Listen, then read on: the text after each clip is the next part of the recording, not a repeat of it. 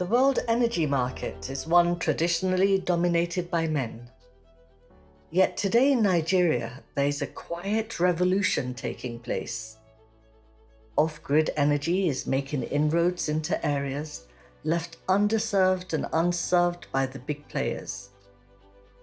And at the helm of this revolution stand some women facing a multifaceted challenge: increase access to energy products and services for the neglected areas, combine it with job creation, and at the same time, help reduce the impact of climate change.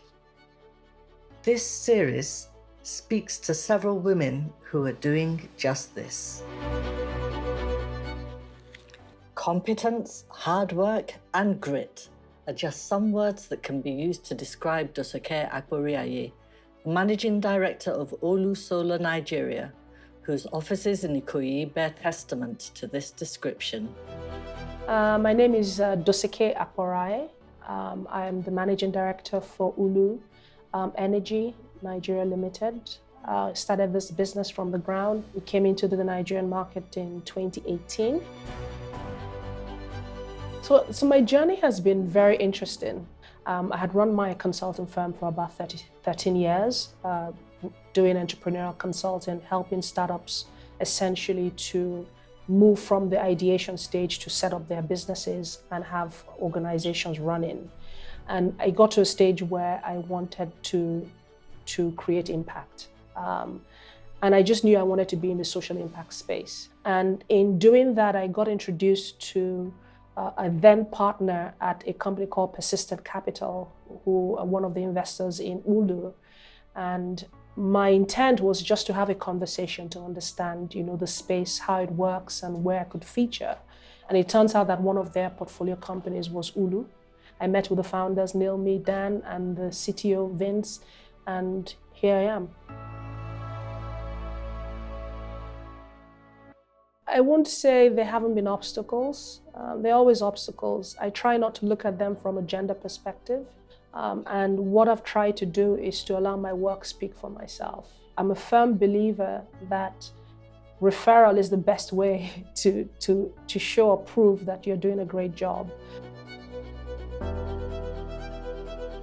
When I was young in my career, was identified mentors who may not necessarily have been in the organizations that I was in, but I identified mentors outside my organization who I respected, who had similar values, and I made a deliberate effort to spend time with them to try and understand.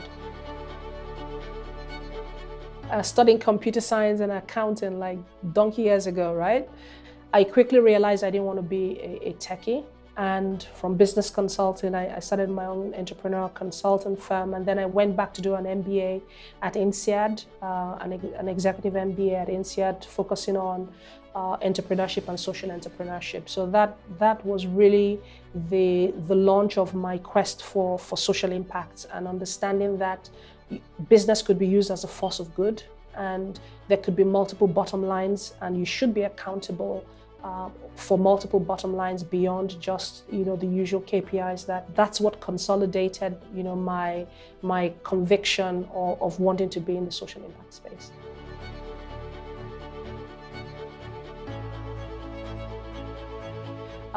So what I would have said to my younger self is venture out, fail quick, fail fast.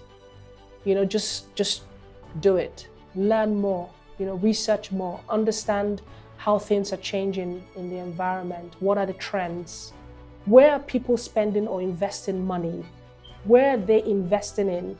Where can you find funding?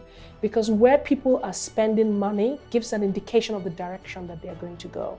I think the way technology is to me now is different from the way it is to the generation now. But use that, beyond social media and beyond statuses. Use that to learn.